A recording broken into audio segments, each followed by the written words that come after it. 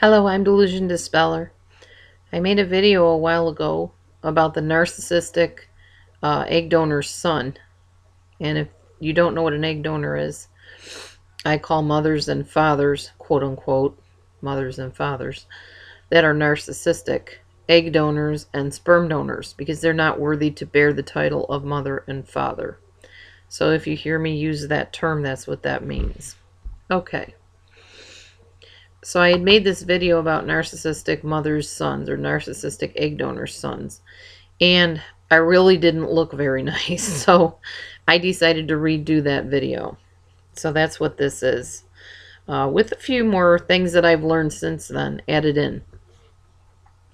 So let's begin learning about the son of an egg donor. Well, first of all, somewhere along the line, that little boy, when he was a little boy, was failed in some way, whether that was neglect or abuse or being treated like a star child in a family or a golden child. That little boy's needs were not met. He was neglected in some way, or he was praised in the wrong way. This can cause something called reversion, which means that that little boy's development gets stunted at a certain point and he may revert backwards in development.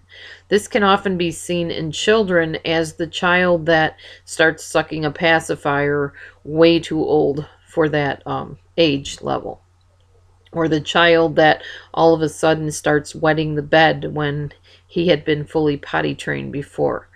I'm not saying every case is that, but many times you'll see this in children who have very controlling, abusive, or neglectful parents, or parents that live their lives through their children. I see this a lot in like toddlers with tiaras, or toddlers and tiaras, or whatever it is, where the parent is trying to live their lives through that child, and they will belittle them, berate them, and punish them if they do not shine and make the parent look good.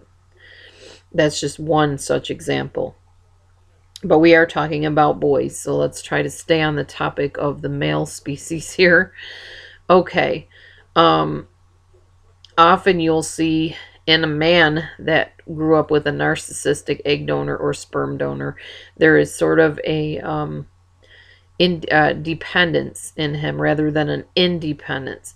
In our society, we expect men to be independent and be the caregivers and be the providers. But in a boy that was raised by a narcissist, often that boy will become dependent rather than independent and need other people rather than feel self-fulfilled and able to go out and do what he needs to do on his own. In narcissistic men who were neglected, this man also often reverts back into childish needs.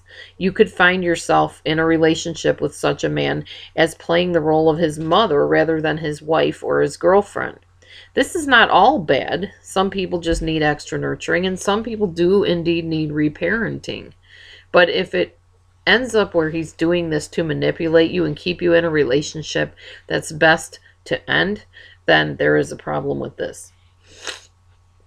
In narcissistic men that did not receive normal praise in childhood, the little boy often begins trying to find praise within himself.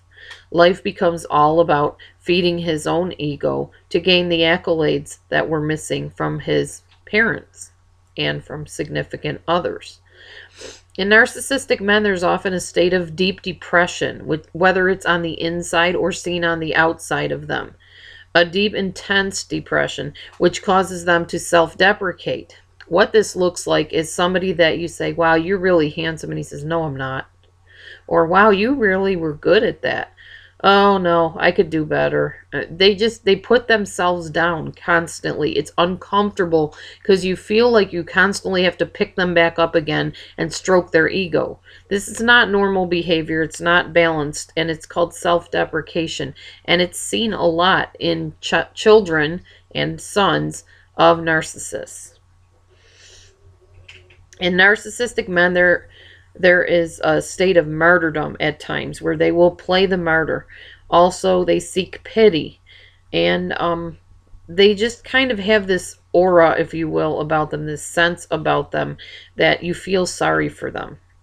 This is not a neurotic depression, such as something that comes from deep guilt. This depression actually leaves this man feeling empty, kind of like a brittle shell that there's nothing to. Stay tuned for more information on this topic of the narcissist's son.